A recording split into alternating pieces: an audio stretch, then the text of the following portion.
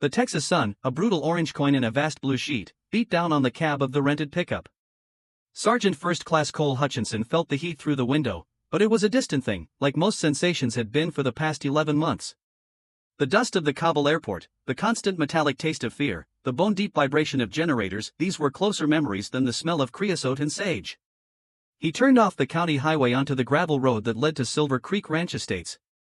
The sign, polished wood with faux wrought iron lettering, gleamed obnoxiously. A piece of country living, it proclaimed.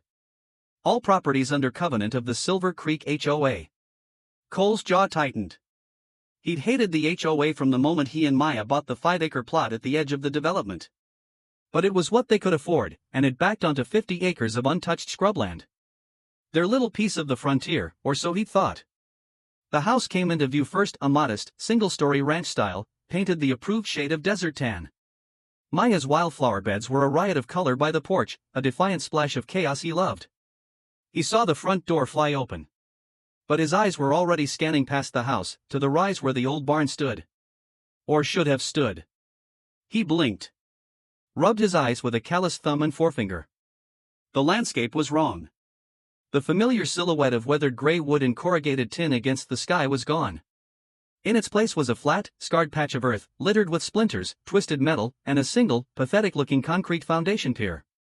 The truck rolled to a stop. Maya was running towards him, her face a storm of joy and anguish.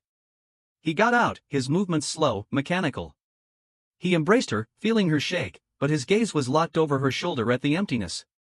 "Cole, welcome home, baby," she whispered into his chest, her voice thick. "Maya," he said, his own voice a gravelly stranger's. "Where's the barn?" She flinched as if struck. The story tumbled out in choked sobs as they stood in the driveway. The notices. The hearings. The final warning. The barn, built by his father and him the summer before he enlisted, was deemed a non-conforming structure exhibiting excessive dilapidation and constituting a visual nuisance. It did not conform to the prairie homestead aesthetic codified in the HOA covenants. Karen Breckenridge, chairwoman of the architectural committee, had been relentless. "I tried, Cole. I got lawyers, I appealed. I said you were deployed," she said. "The covenants don't make exceptions for military service.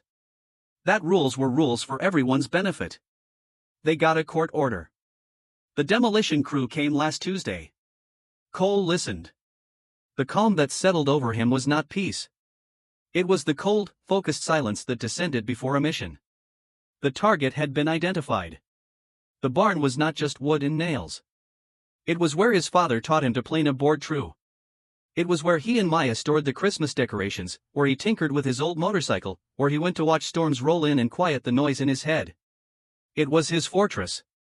And it had been annihilated by a committee. "Where do I find her?" he asked, his tone dangerously even. "Cole, no. Don't. It's done. We have to think about what's next." "What's next?" Cole said, finally looking down at his wife's tear-streaked face, "is I meet the enemy." The HOA office was a converted ranch-style house painted in the same sanction palette as every other home. A small, tasteful sign by the door identified it. Inside, it smelled of lemon-scented cleaner and superiority. A young woman at the front desk looked up. "Can I help you?" "Karen Breckenridge," Cole said. He was still in his travel clothes, his posture ramrod straight. "Do you have an appointment with Mrs. Breckenridge?" "I do now. Tell her Sergeant Hutchinson is here. About the barn on lot 42.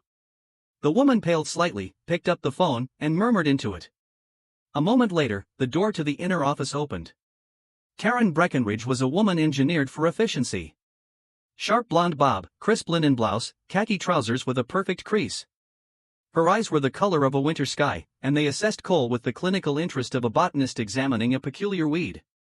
"Sergeant Hutchinson. Welcome home. We've been expecting you."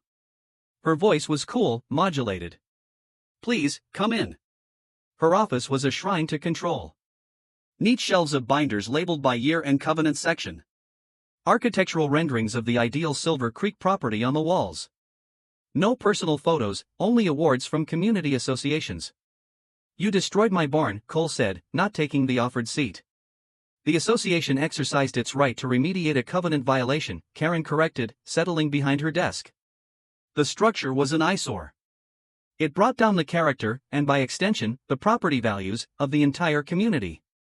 You were sent numerous communications. I was in Afghanistan. The covenants, she said, leaning forward slightly, which you and your wife signed upon purchase, do not contain a military service clause. The rules apply equally to all. It's the foundation of a harmonious community. Cole felt a vain throb in his temple. That barn was on my property. I built it with my father. It was within the HOA's purview and viewable from the common access road. The prairie homestead aesthetic requires outbuildings to be of stained wood or stone veneer, with approved roof pitches and hardware. Your structure was rustic. In disrepair. It was fine. It was mine. It was ours, Karen countered, a flicker of zeal in her eyes. This isn't just about you, Sergeant. It's about the collective good. One unchecked dandelion ruins the whole lawn.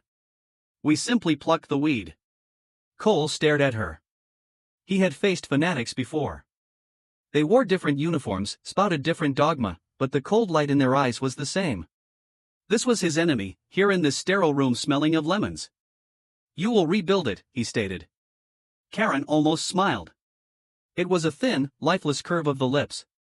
I'm afraid not. The demolition costs have been levied against your property tax account. You can, of course, apply for a permit to construct a new, conforming outbuilding. Applications are reviewed on the first Tuesday of the month. I'd be happy to provide you with the list of approved materials and contractors. Cole turned and walked out. He didn't slam the door. The mission was clear now. This wasn't a dispute. It was a war. And he needed a new battle plan. The next week was a fog of rage and legal consultations. The HOA's lawyers were smug, their paperwork airtight. Cole's civilian attorney, a weary man named Phil, sighed a lot. They're bastards, Cole, but they're careful bastards. The covenants give them broad authority. The court approved the demolition. You're fighting an uphill battle with a shovel. It was Diego Ramirez, his neighbor, who provided the first glimmer of hope. Diego brought over a six-pack and sat with Cole on the porch, staring at the barren hill. Hombre, what they did, it's not right. It's a sin, Diego said, shaking his head. I saw the crew. It wasn't just a demolition. It was personal. They didn't just knock it down. They smashed everything. Made sure it was scraps. Why? Cole asked, the word hollow. Diego shrugged. La Señora Breckenridge, she was here. Watching. Taking pictures. She made them break the old weather vane your dad put up last. Smiled when it bent. Cole's hands clenched into fists. You know, Diego said after a long pull of his beer, my cousin's a paralegal. Different kind of law. She was talking about something. Unjust enrichment and specific performance. Maybe you don't sue them for money. Maybe you sue them to put it back. Cole looked at him. Make them rebuild it? Exactly as it was. Not their approved barn. Your barn. The idea was a spark in the darkness. Phil, when presented with it, was skeptical but intrigued. Specific performance is a rare remedy. A court would have to agree that monetary damages aren't sufficient, that the structure is unique. Is it? Cole spent the next 48 hours creating an exhibit. Not just pictures of the barn, but pictures of him and his father framing it. His father's handwritten notes on the blueprints. A sworn affidavit from the town historian about the style of vernacular pioneer architecture it represented. Maya's testimony about its importance to their family's life. He argued that the barn was not a building, but a legacy, a unique piece of irreplaceable personal history willfully destroyed. The hearing was a circus. Karen Breckenridge, representing the HOA board, was dismissive. The plaintiff is sentimentalizing a shack. He is welcome to build a new, compliant structure.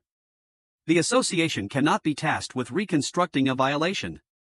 But Cole's new lawyer, a sharp litigator Phil recommended, hammered on the uniqueness, the malice and the destruction, the HOA's failure to mitigate or seek compromise.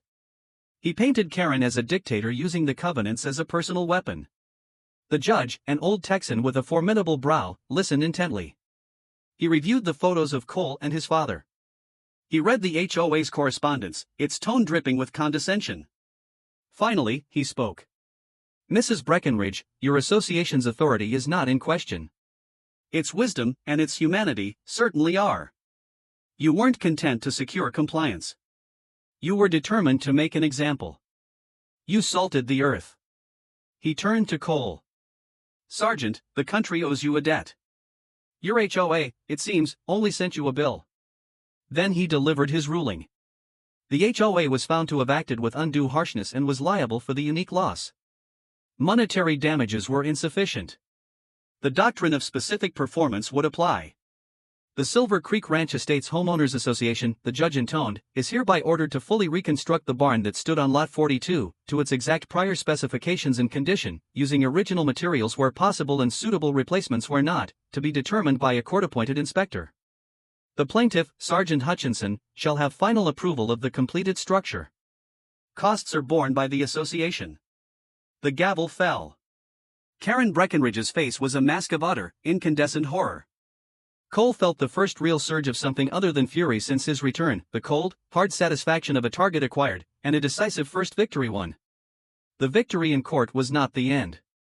It was the beginning of a new, even stranger phase of the conflict. The judge's order was a masterpiece of poetic justice, but its execution was a minefield.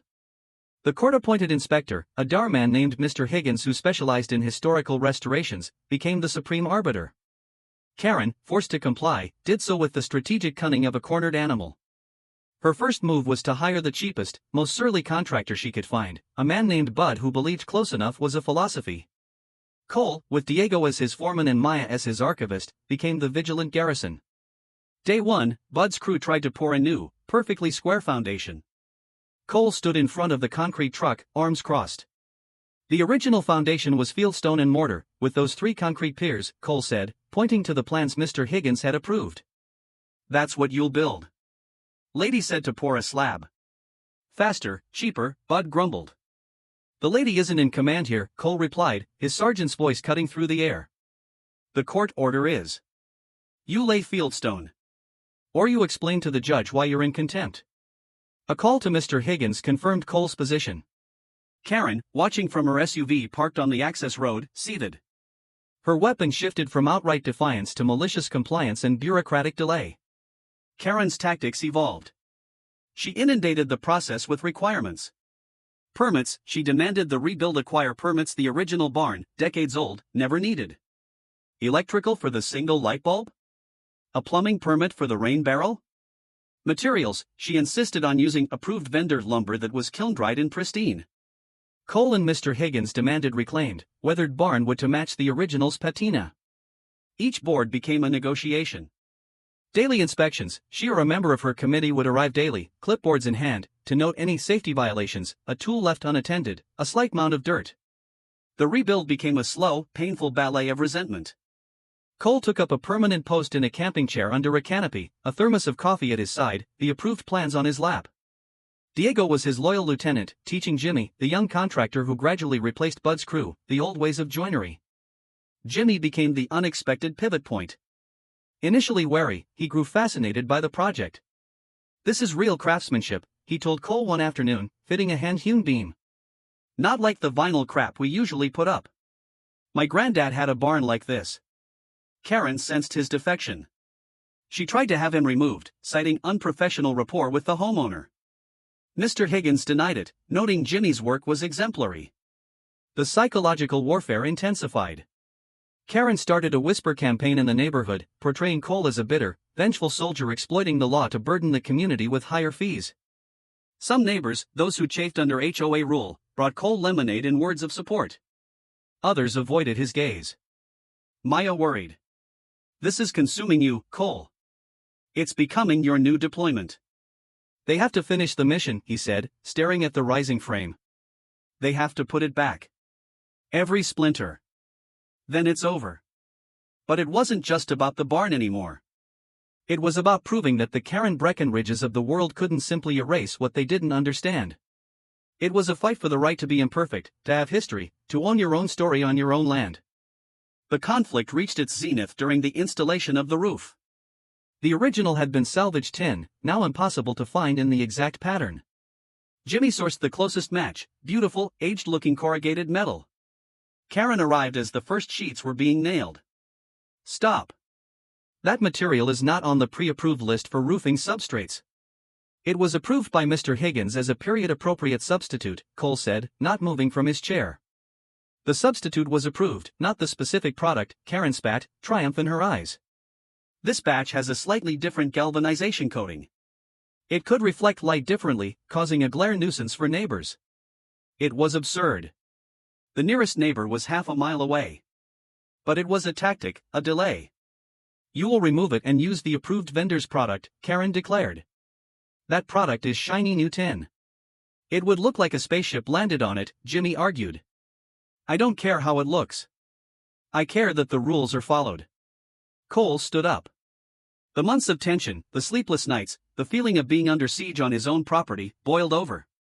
He walked to Karen, stopping a few feet away. He didn't raise his voice, but it carried the weight of command. Listen to me very carefully, Chairwoman Breckenridge, he said, each word a chilled round. You are going to get back in your car. You are going to drive away. You are going to let these men put this roof on my barn. This is not a negotiation. This is the reality of your situation. You lost.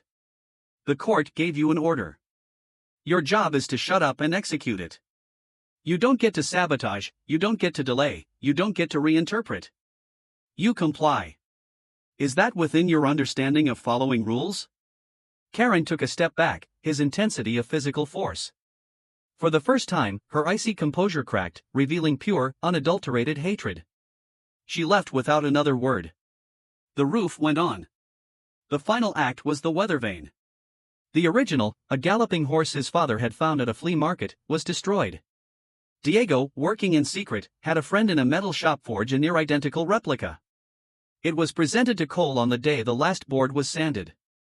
The barn stood complete. It wasn't a perfect replica, it was newer, tighter, the wood not yet holding a century of stories. But it had the same soul. The same silhouette against the big Texas sky. The same crooked window on the east side. The same smell of pine and earth inside. Mr. Higgins did his final walkthrough, comparing it to the archived photos. He nodded, a rare smile touching his lips. It'll weather in. It's right. It's good work. He signed the certificate of completion. A crowd had gathered, neighbors, reporters who had picked up on the story, Jimmy's crew, Diego's family. Karen Breckenridge was conspicuously absent. Cole was handed a ladder. He climbed to the peak of the roof, the new old weather vane in his hand. He fitted it into the bracket, tightened the bolt. A breeze caught it, and the horse began to turn, squeaking gently, just like the old one had. He climbed down. Maya took his hand. There were no grand words. The barn was back. The mission, finally, was accomplished. The HOA election saw a quiet revolution. Karen Breckenridge was voted off the architectural committee. The new board passed a military service deferment amendment to the covenants.